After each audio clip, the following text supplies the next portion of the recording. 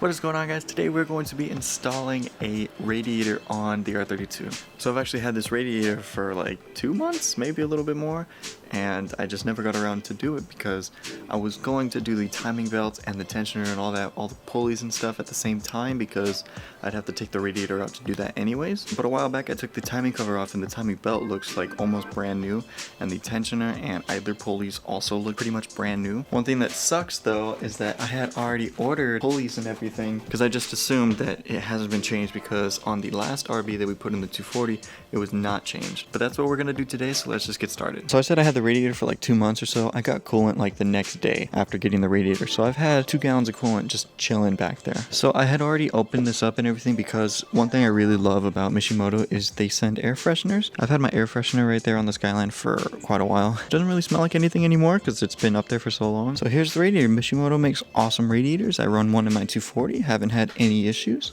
We also have the 160-degree Mishimoto thermostat in the car already. That was another reason why I haven't put this in yet, because I haven't had any issues with it overheating or even getting close to overheating. But I figured it's time. It's been just sitting in the garage for a while, so let's just install it, get it over with, figure out what we're going to do with the stock one. I don't know, sell it, throw it away. I don't know who would want one, but I've thrown away some parts that I guess I shouldn't have, and I should have sold them. We'll figure out what we're going to do with that. Cannot wait to have that in here. We will replace this one. I don't know much about this particular radiator. I'm pretty sure it's OEM. The only thing that kind of throws me off is it says Calsonic.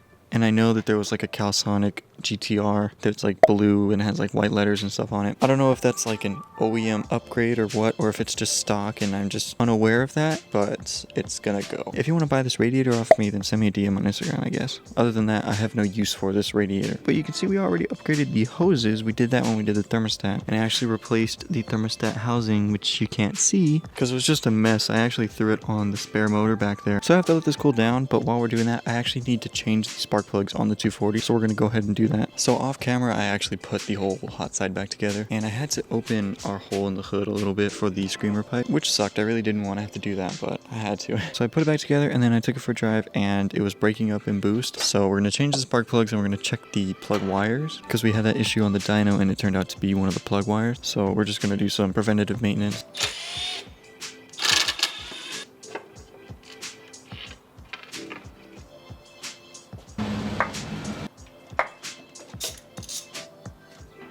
So I found something that's kind of alarming. That's cylinder number 2.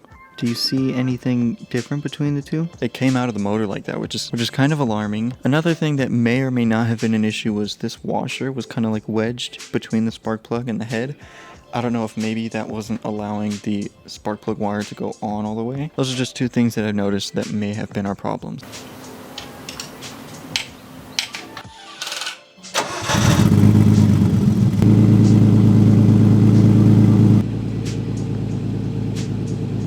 Letting the car warm up. I haven't driven it in like a week. This thing hates cold starts. It hates it so much. We're not even on E85, and I don't know if the plan was to go E85, but we don't make as much power in the dirt as we do on the street, so there's like no point. It'd be like just doing it for the numbers. I just mainly want it to be reliable. I want to be able to beat on it whenever and have it still be reliable. So after it warms up, we'll go back to the Skyline because it should be cool by now. So it's actually the next day, and I want to take the 240 out and see how it is. So we're going to throw the GoPro on it, and we're going to see if we can hit full boost.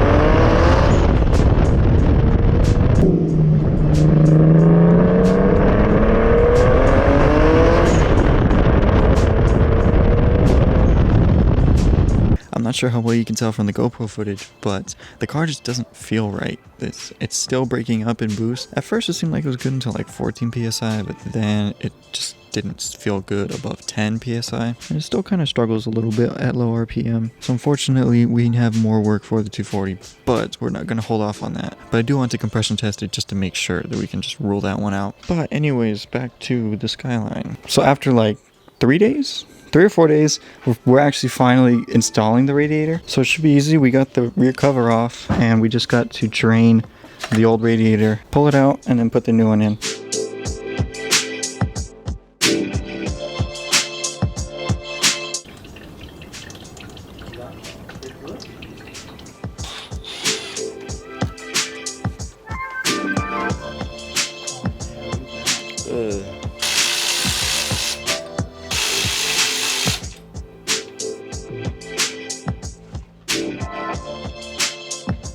So we got the old one out. We had to take the clutch vent off because we couldn't get to this one screw here because of all the AC stuff that's in the way. But now I have so much more room up here, dude. Let's do a rear mount radiator. Clear this up. We can add a turbo or two up there. Make it all-wheel drive. We'll put the second engine up there.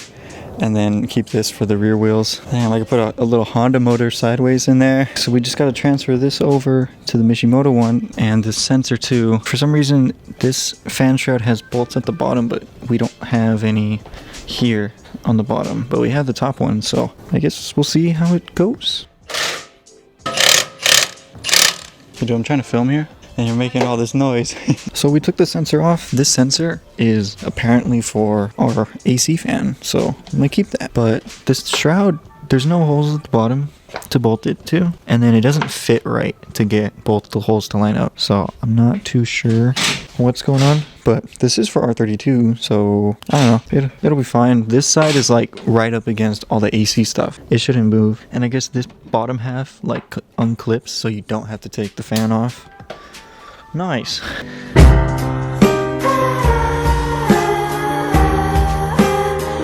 that happened. But now we're ready. You always have to tighten these because Mishimoto leaves them loose. So just always tighten them.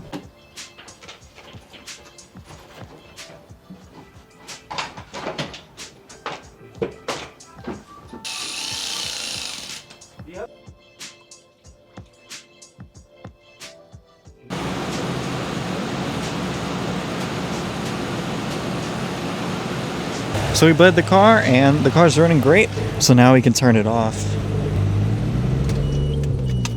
So that's it, we have our Mishimoto radiator installed. So like I said, I'm not too sure what's gonna happen with this radiator, but cross that bridge when we get there. For now, I'm glad that I finally installed it because I've had this radiator for like 2 months or something crazy. It was just ridiculous. No! Oh, I had this radiator a lot longer. I just remembered that I ordered this on Black Friday and I got it like 2 weeks later. So yeah, I've had this for way too long. I'm glad I finally got it on. Thank you to Freddie, Julio, and Lisa. They're over there. Freddie's putting a license plate on. Helped me install this. We did Julio's brakes. Didn't really show that. It was really easy. There's nothing to it. But that is going to be it for this video. Thank you so much for watching. Please leave a like if you did. Comment down below and then hit that subscribe button. I'll see you guys next time. Peace.